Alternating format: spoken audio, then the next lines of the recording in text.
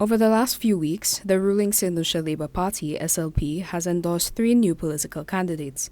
Whilst this almost completes the task of fielding a full slate of candidates for the next general election, it also risks antagonizing supporters of candidates who did not get the nod, one of whom is a sitting parliamentary representative.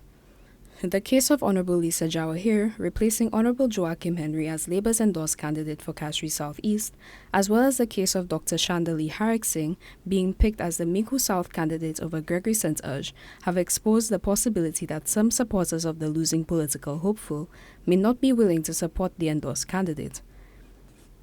In the first case, political historian Earl Huntley clarified that incumbency is not an automatic guarantee of candidacy. What happened in that case was that under the party's rules, once the election cycle comes close, every MP is de-endorsed. So once the political leader says, look, it's time, everybody is de-endorsed. So every person is written to. The constituency groups are written to and told, we are de-endorsing everybody. Find out from the sitting MP whether he wants to continue to run, to represent, or to contest, and find out whether there is anybody else in the constituency who is willing to contest also. Against this backdrop, consideration was given to the St. Lucian electorate's evolving expectations and demands of the candidate selection process. People at the grassroots level within the constituency have a say.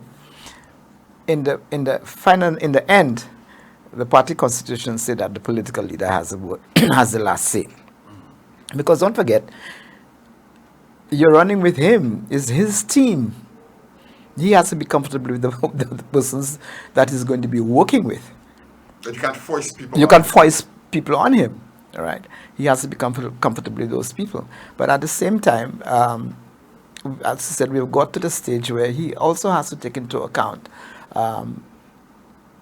the feelings of the people in a particular constituency. So he has to be able to analyze and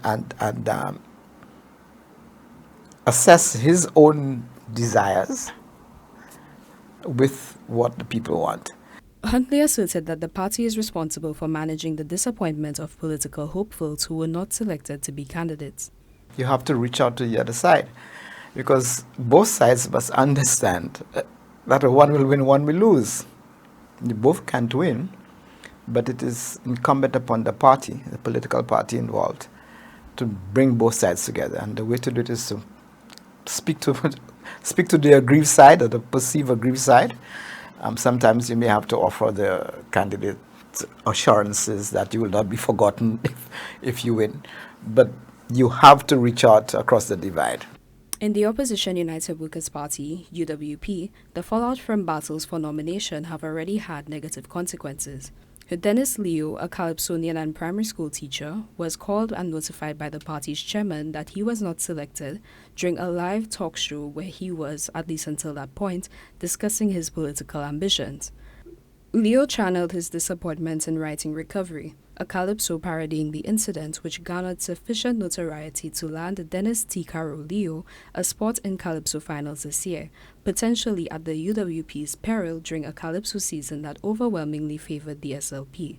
In Denry South, the sudden replacement of former UWP Minister Edmund Estephane with Benson Emile has led to Estephane openly supporting Honourable Alfred Prosper, who previously was seen as one of Labour's most vulnerable incumbents.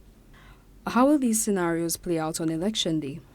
According to Huntley, it will be a matter of which party can manage to balance its own interests and that of loyal supporters and independent voters with the tightrope walking precision that the task demands.